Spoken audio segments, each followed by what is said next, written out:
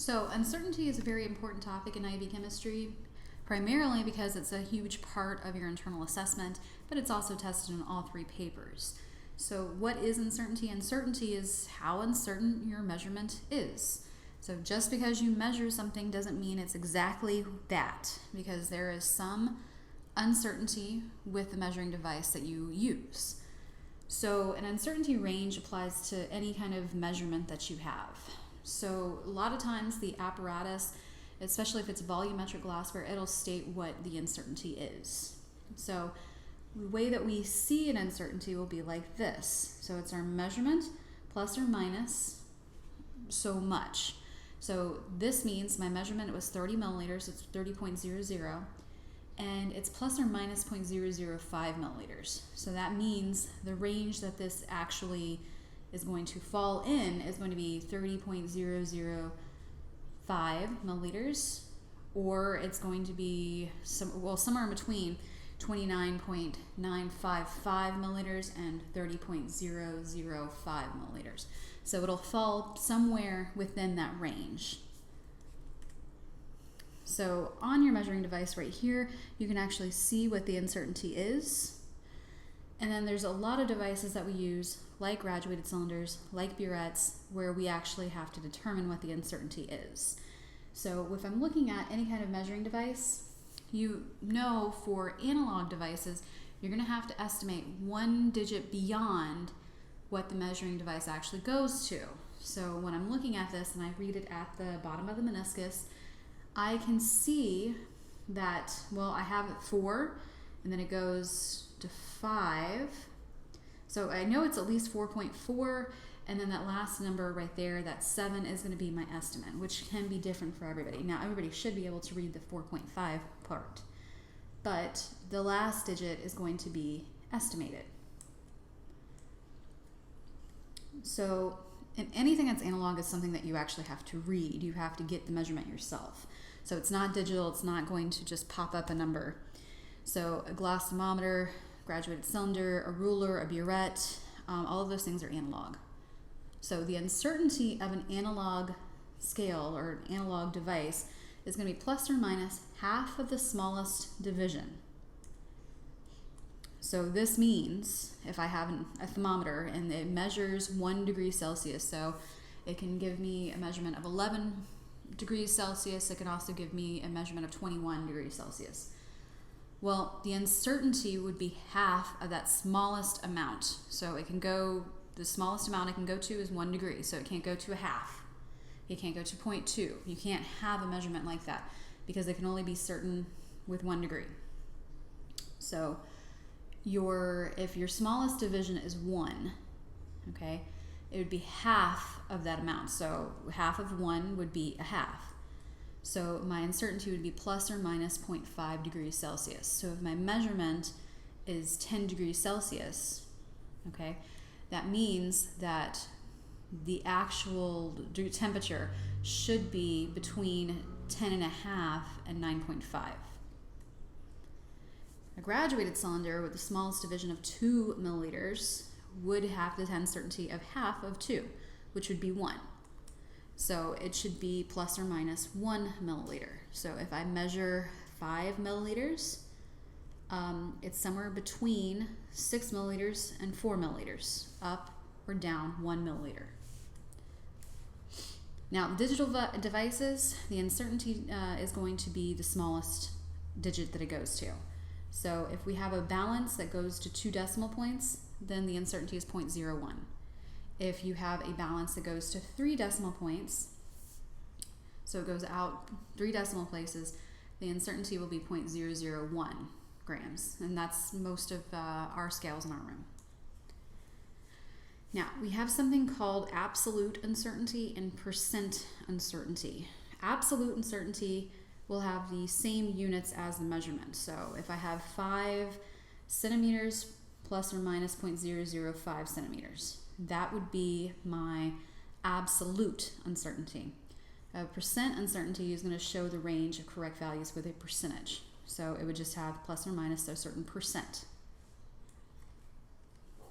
Okay, so there are different types of errors that we have when we have a lab or any kind of experiment, there's human error. You guys are very fond of referring to your human error when I ask about lab error. Do not do that. It's not acceptable. Don't include that in the report. Don't talk about it. It's not something you refer to. Now, there are random errors and there are also systematic errors which you should refer to. So an experimental error usually is going to result in the difference between whatever you recorded to be the value versus what you should have seen. So errors are either going to be random or systematic, the ones that we refer to.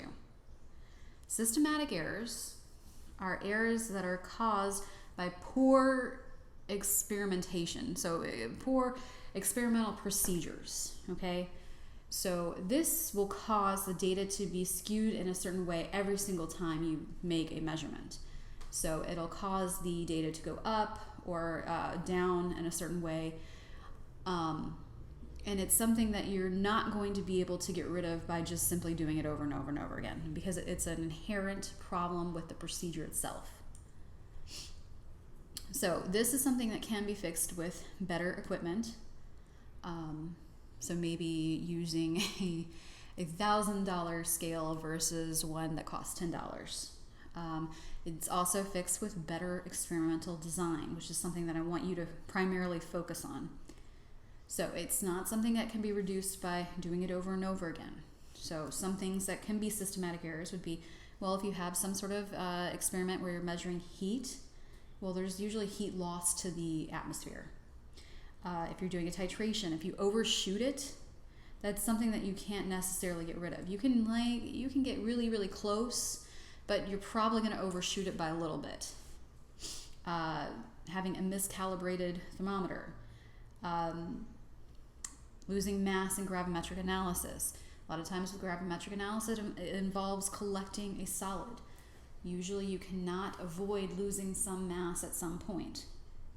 Now, systematic errors can be reduced by redesigning your experiment, essentially. Now, random errors have an equal probability of being too high or too low. This is just something that happens, and you can't really avoid random errors. So a fluctuation in the balance. So this isn't, I'm not saying that it's miscalibrated. I'm saying that if it goes up or down because maybe an air current or it's just part of the device. Now, now if you are measuring something with heat or something where heat can impact your data, changes in the surrounding environment, if you can't control that could be a problem. Misinterpreting the reading.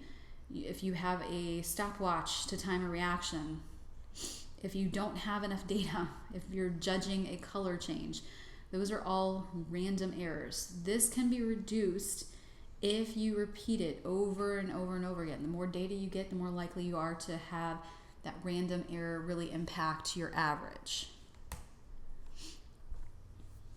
So the random error is basically equivalent to the uncertainty in the measurement.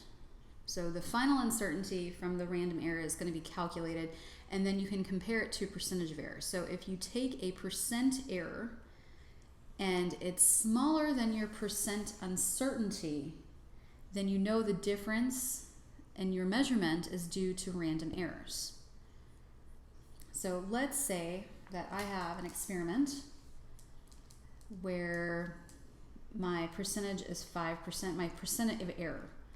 So I measured my percentage of error and it's 5%. And then I know that my value, my measurement, so let's say that I measured, I don't know, my density. My density was 10 grams per milliliter, plus or minus 2%. Okay, so when I'm talking about comparing these things, well, my calculated percentage of error was 5%. My percent uncertainty was 2%. Since my percentage of error is larger than my percent uncertainty, it's not due to random error. Let's say that my percentage of error was instead 1%. Then, since I'm comparing this to my percent uncertainty, at that point it's smaller than this, so I know that the error that is associated with this is due to random error. So essentially you want your percentage of error to be smaller than your percent uncertainty. Now, if the percent of error is larger than the percent of uncertainty, then there's probably some sort of systematic error involved. All right, so just to refresh, percentage of error is going to be the theoretical value minus the experimental divided by the theoretical. So theoretical is going to be what you should have gotten. Experimental is what you actually did get in your data. So you're comparing those two values and then you're dividing it by the value that you should have gotten, multiplying it by 100. Don't confuse this with percent yield. Percent yield is going to be the experimental yield divided by the theoretical yield. This is something that we usually do in stoichiometry when we are comparing, okay, how much did we actually obtain in our lab versus how much we should have obtained in our lab. This is something that's very different than percentage of error. Percentage of error talks about how accurate your lab is. Percent yield is just how efficient is your lab. Now, repeatable versus reproducible. So if you have the same person and they duplicate the experiment with the same results, results are repeatable. If you have lots of people duplicate the same experiment under the same conditions, they're reproducible. So these two words are used interchangeably, but they are not the same thing. So the same person doing the same procedure over and over again, if you get the same results, it's repeatable. But if you start including other people in this in different environments using the same procedure, then the results are going to be reproducible if you are getting the same result. All right, now, just because we don't like mentioning them doesn't necessarily mean that they don't exist. So the errors that are human errors, or the other errors that could happen in a lab, they're important. Should you focus on them in an internal assessment or a lab report? No, never. Now, but if you are timing something, the reaction timing of the actual experimenter, I mean, that is something that impacts your results. If you're timing something, well, we naturally are not going to be able to hit the stopwatch at the exact moment that something happens. Judging the color change of an endpoint. The voltage of an electrochemical cell. These are things that can happen in a lab. Can they impact the results? Absolutely. Should they be the focus? No. Now, accuracy is how correct we are. So that's how close we are to the true value.